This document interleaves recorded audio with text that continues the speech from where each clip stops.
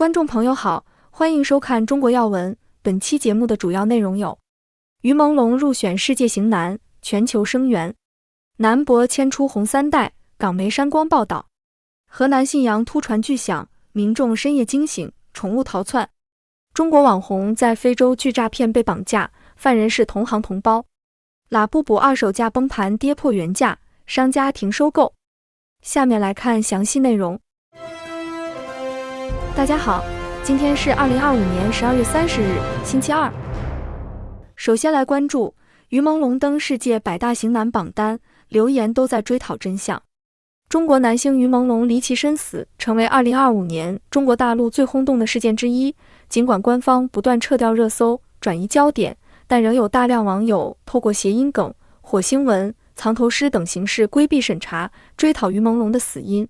近日，美国网站 PC Calendar 公布2025全球百大型男名单，其中于朦胧也首次入榜，位居第5。排名的影片更留下 Truth, Justice, Answers 等评语，引人深思。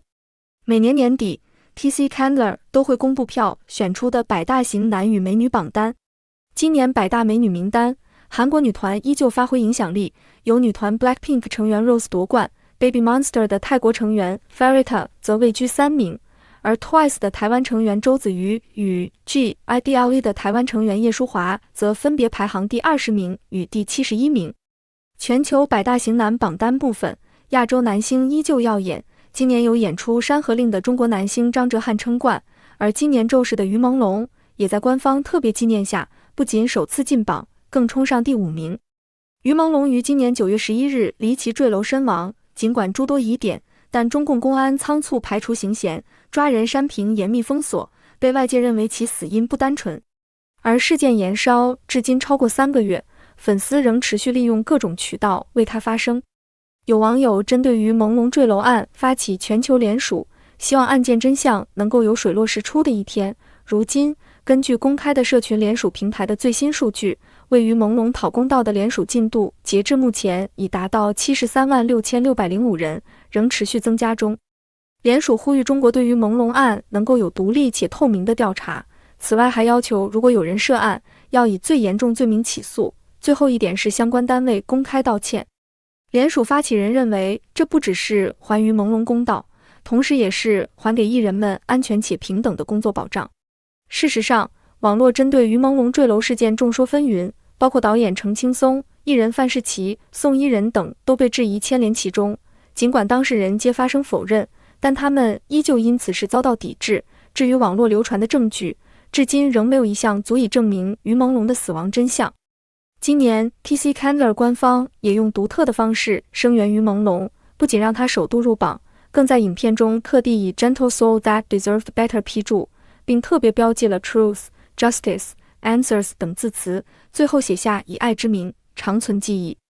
而网页下面的说明文字中还附上为于朦胧讨公道的网站，呼吁民众联署。报道指 PC Calendar 是依据艺人的网络声量、曝光度及粉丝人气，经综合评估排出名次。已故中国男星于朦胧这次入榜，亦显示其人气及影响力仍深植人心。其他亚洲男星入榜的还有第2名的孙正、中国歌手子瑜、中国男星田许宁、王一博。韩国男团 BTS 仍是榜单常客，包括金泰亨 V、田柾国、朴智民，还有 Astro 成员车银优以及 Super Junior M 成员刘宪华，排行第50名。接下来关注太敏感，南博事件牵出红三代，港媒删光报道。近期，南京博物院名画流到拍卖市场谋取暴利事件引发关注，随着越来越多的信息曝光，中共红色后代私吞国家文物的行径成为舆论焦点，网友呼吁对全国的博物馆进行彻查。12月28日，一直跟踪报道该事件的香港媒体删除全部贴文。12月28号晚，有网友发现，一直跟踪报道南京博物院名画事件的亚洲周刊微博主页，关于南博的所有贴文全部消失不见，只放了2张空图。之前2个月的时间里，该媒体天天更新南京博物院和庞家的名画纠纷进展，同时获得庞家后人庞书令独家授权，发布内容包括名画流失过程、庞书令对中共党媒的质疑和声明，及当局成立的调查组、徐湖平的背景等。期间，有些内容也被限量，但还能看到大部分内容。此次该媒体全部内容被删除，引发了各种猜测。有网友分析，随着信息不断曝光，中共特权阶层私吞国家文物的行径将大白于天下了，当然会引起中共当局的恐慌。此前1日，即12月27日，亚洲周刊刊发一篇题为《徐湖平的父亲究竟是谁》文章称，徐湖平的家庭背景不简单，他出生在一个红色家庭，父亲叫徐志明，为湖南平江人，1928年加入中共，曾参加过平江起义。徐志明曾任江苏省交通厅副厅长。文章还提到，12月26日，孔夫子网拍卖点的一封徐湖平写给原江苏省省委副书记顾浩的信中透露关键信息：1984年姚谦自杀后，一位姓孙的江苏省省委副书记要求处分徐湖平，但是时任江苏省省委书记韩培信保下了徐湖平，还亲自任命徐湖平为南博的副院长。此前，有知情人在网络爆料，2006年宣称持有江南春的南京一兰斋博物馆董事长叫陆挺，拍卖江南春图卷的北京嘉德拍卖行创始人名叫陈东升，陈东升前妻是陆昂，陆昂的堂哥就是陆挺，陆昂的叔父叫陆宇成，此人是原北京市副市长，此人还曾担任华夏银行董事长。陆昂曾在中国人民银行总行国际司担任要职。爆料人说，陆挺曾担任江苏省收藏协会秘书，而当时的江苏省收藏协会会长正是徐湖平。江南春之所以上拍卖会拍卖，是因为2025年5月陆挺去世，据其推测，陆挺在世时应该很清楚此话见不得光，上拍完全是为了洗白。知情人还透露，北京嘉德拍卖行创始人陈东升的现任妻子叫孔冬梅，是中共前党魁毛泽东的外孙女。网友评论说，这是马上就会平息的，热点新闻一碰到天花板就会消失成记忆。我想最后可能不了了之，这才是他们正常的操作。毕竟一旦开始讨论根红苗正代表传承优良传统还是树大根深，那就相当于触碰密林了，不删就藏不住了。有些人做贼心虚了。继续来关注突发事件，河南信阳突传巨响，民众深夜惊醒，宠物逃窜。近年来，中国大陆神秘巨响在多地频繁上演，中共官方都未给出令人信服的解释，更引发各种猜想和担忧。12月30日，有关河南信阳出现巨响的话题又冲上热搜，引发热议。12月29日晚9点左右，河南信阳多地民众听到了巨响，许多网友发视频描述门窗剧烈震动，楼房抖动，宠物受惊逃窜，随后还有消防车出动。有人说声音可大了，好多地方都有呀，好吓人。我也听到了，玻璃窗户都震了一下。舞阳也听到了，南阳市唐河县震的楼都动了几下，吓我一大跳，感觉窗户要震爆。整个信阳都听到了，特别大的爆炸声，震的窗户玻璃都震颤。信阳9点响的，周口这边9点7分左右。还有人说这是战斗机训练产生的音爆。飞机音爆，有网友质疑，音爆还用出警吗？拉倒吧，消防车全部出动了。这理由用多少次了？音爆，回响持续有1分钟。信阳哪里爆炸了？绝对不是飞机，范围很大，桐柏、岷岗、油河乡都有感觉。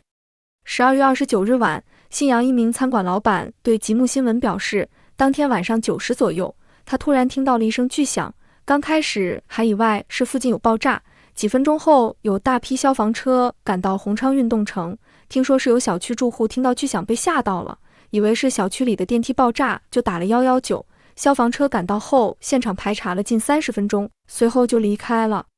12月29日晚10点左右，信阳市应急管理局发布通报称，12月29日21点左右，信阳辖区出现一声爆响，经查110、119未接到相关有效报警。对于当地官方响应，网友怒批，所以也不说为什么响。这种通报有什么意义？谣言止于真相，所以到底是什么？这叫什么通报？大家都听到了，你们居然没有听到？这个通报说明了什么？没有巨响吗？通报是让你说造成的原因，不是让你说废话。这种不作为的部门应该解散了吧？今年以来，类似神秘巨响在大陆多地频繁传出。今年12月27日上午，四川成都市突发一声巨大响声，并伴随明显震动感，全城都听到，引发关注。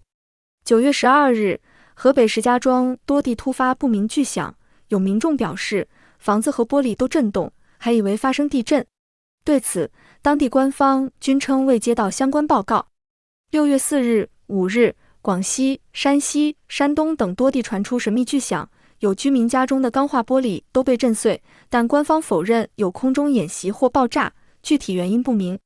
5月27日晚，江苏盐城滨海县传出不明巨响，当地网友表示震感很强。有大陆博主发文表示，巨响突至，民众恐慌四起，官方最终多以未接到报告收场。面对无形之响，缺的不是警报系统，而是真正的安全感，不仅在于没有爆炸，更在于每一次巨响之后都能听见真相的回音。再来关注一条海外相关新闻，中国网红在非洲拒诈骗被绑架，犯人是同行同胞。中国贵州博主曾凡贵近日在非洲坦桑尼亚遭另一名中国博主赵俊阳绑架，被殴打至双腿骨折、肋骨断裂。赵俊阳已于当地时间12月25日被坦桑尼亚警方拘捕。综合路媒报道，27岁的曾凡贵11月间受非洲洋洋之邀前往坦桑尼亚的一个部落拍摄，结果被非法拘禁7天7夜，因拒绝对方诈骗同胞的要求，遭辣椒水喷眼、殴打、电击，双腿还被打骨折。曾照顾曾凡贵的一名坦桑尼亚华商丁先生表示，两人在原始部落拍摄完素材后，赵俊阳突然收缴了曾凡贵的手机，限制他的自由，并用电棍等虐打他，扣押7天。丁先生说，赵俊阳希望曾凡贵用其自媒体的影响力，发布虚假的投资讯息，诓骗中国企业家赴坦桑尼亚考察，以便谋财。曾凡贵对此断然拒绝，并在被限制自由的第7天，趁着赵俊阳将其在往不明地点途中跳窗逃跑，大声呼救，最终幸获当地人搭救。一名人在坦桑尼亚曾到医院帮忙的华人博主表示，曾凡贵的腿断了，身上有被电击过的痕迹，护照、手机等个人物品都不见了，靠华人组织和华人筹款救助脱险。这起案件在华人志愿者们的协助下，赵俊阳已在当地时间25日凌晨被警方拘捕。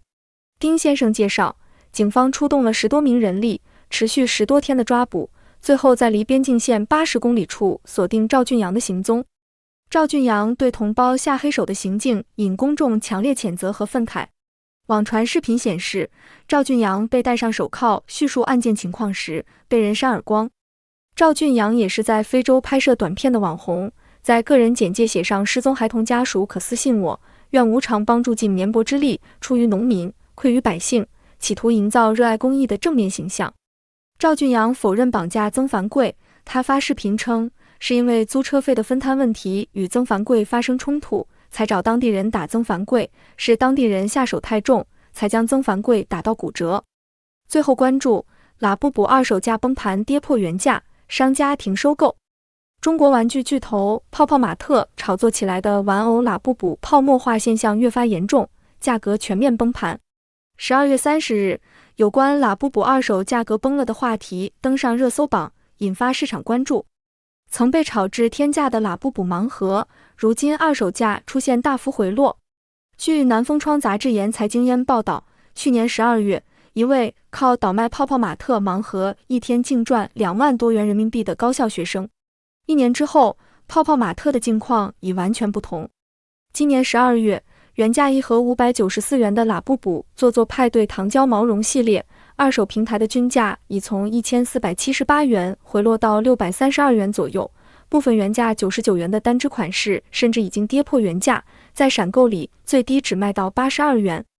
12月底，辽宁一位玩家在二手平台挂出了一只全新未拆盒的前方高能系列隐藏款，标价600元。从平台数据显示，近3天同款的平均成交价在558元左右。二手平台数据显示，本我隐藏款的成交价一度超过5400元，即便热度稍有回落后，长期成交价也维持在1000元以上。直到今年6月，价格触及阶段性高点后，开始持续回落，最终跌到如今500多元的区间。6月12日发售的拉布布怪味便利店系列，上市第2天，价格从199元被炒到4600多元，当天成交量超过170个。但随着官方补货跟上，价格很快跌回1000元以内，随后一路下探至260元左右。8月28日，第4代迷你拉布布在线发售时，瞬间售罄，二手平台整合价格一度冲到1600元，隐藏款接近800元。但到12月下旬，平台数据显示，隐藏款成交均价已回落至264元，整合价格降至1077元。在闲鱼、千岛、得物等平台，拉布布的挂牌数量明显增多，但成交价格却在同步下移。一些折扣连锁门店里，曾需要抢的盲盒被摆在最显眼的位置，贴上了限时特惠的标签。在海外电商平台上，过去需要排队预约的热门款式，如今页面显示有货。此外，折扣零售门店集中陈列老款产品，直接贴5折标签，部分滞销款出现买1赠1促销，覆盖国内1线城市及海外市场。有黄牛在社交平台发帖称，暂缓收购拉布布系列，部分囤货者单日亏损超10万元。闲鱼、得物等平台拉布布挂牌量激增，但成交价持续走低，普通款普遍低于原价。对于拉布布价格泡沫化，大陆网友留言，这玩意这么丑，不知道买了干嘛。本来就丑，看到一堆人跟风买，更觉得丑了。半年前全网各种营销就知道这东西要割韭菜了，半年后5折甩卖，这速度合理？一直没看懂，只知道会一文不值。以上就是本期中国要闻的主要内容，欢迎您订阅、点赞、转发，我们将继续为您带来更多精彩节目。